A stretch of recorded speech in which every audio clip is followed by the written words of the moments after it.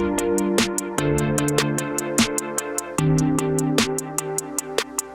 everybody. Welcome to this week's study on the Believe series. We are in total surrender. And to kick it off, I kind of wanted to give an idea, a picture perfect. Last summer, my kids, this is a story about my kiddos, learned how to swim for the very first time. And so a lot of it's kind of like treading water and all this, but when they finally figured out that they could stay afloat in the pool, it was like a game changer. Game changer to the point where now they had the ability to go into the deep end of the pool. And more than that, they had the ability to jump off of a diving board. So I remember this so vividly. Last year, we would have all these people at my parents' pool, and they'd be jumping off the diving board and doing these beautiful dives. But my kids were really into one move, and it was the cannonball. They could jump off, and it just took like everything in you to make the biggest splash. So you learn all the finesse, what's the best way to hit your body into the pool to create the biggest splash. And usually the best splashes come from just totally throwing themselves out there, jumping as far as you can, as high as you can, and then coming down and hitting the water as hard as you can. And so the cannonball is kind of like their patented move, and they weren't afraid to do it anymore because they learned that they could tread water and swim. So this week, as we're talking about total surrender, I want to kind of use this as a starting analogy as to what total surrender looks like. It was something that they could not bring themselves to jump off that diving board unless they knew there was some sort of way to stay safe afterwards, right? Like they could tread water. It wasn't enough to have dad in the deep end of the pool ready to catch them and pick them up. So when they broke that threshold in their mind, suddenly it was like all bets off, and they were doing cannonballs all day long into the deep end of the pool. So as we get into this total surrender, I just want to encourage you that Jesus is looking for a cannonball faith.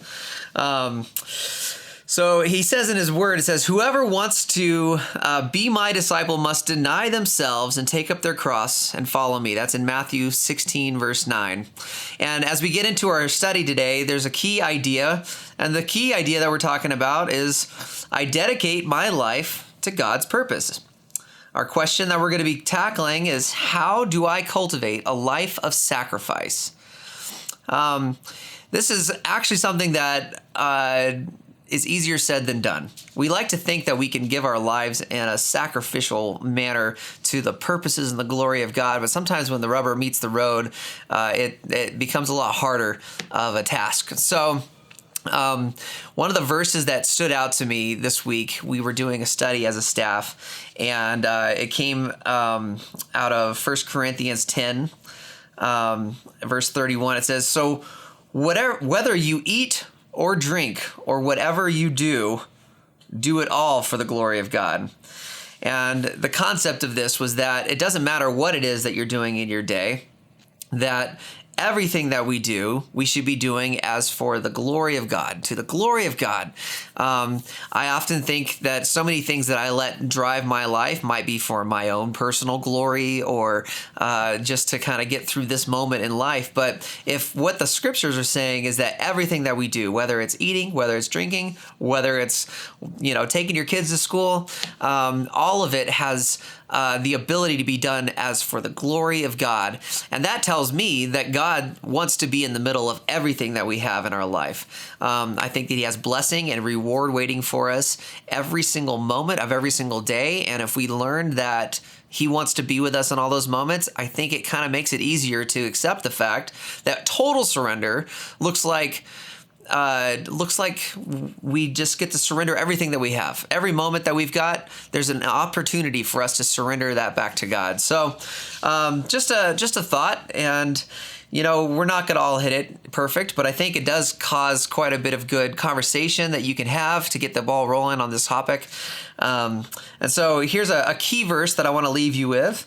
Therefore, this comes out of Romans 12, verse 1. It says, therefore I urge you, brothers and sisters, in view of God's mercy, to offer your bodies as living sacrifice, holy and pleasing to God. This is your true and proper worship. Proper worship. I think that That verse right there really does say it all. It's saying, let's sacrifice whatever we've got, whether it's our work ethic, whether it's the words that we speak, whether it's the way that we allow our heart to respond to a situation.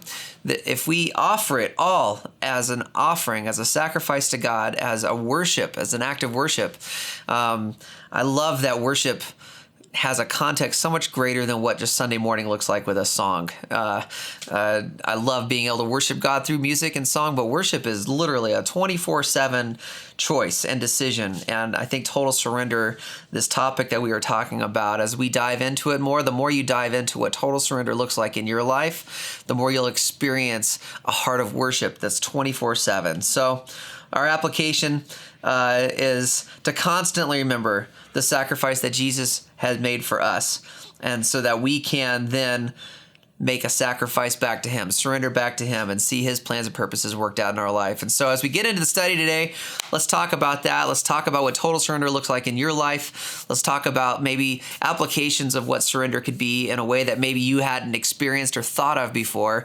Because as it says, in all things, whether you're eating and drinking, I don't know if we've ever thought about eating and drinking as an act of surrender to the Lord, but use that as kind of a base and jump into that topic and say, what does surrender look like? What does total surrender look like?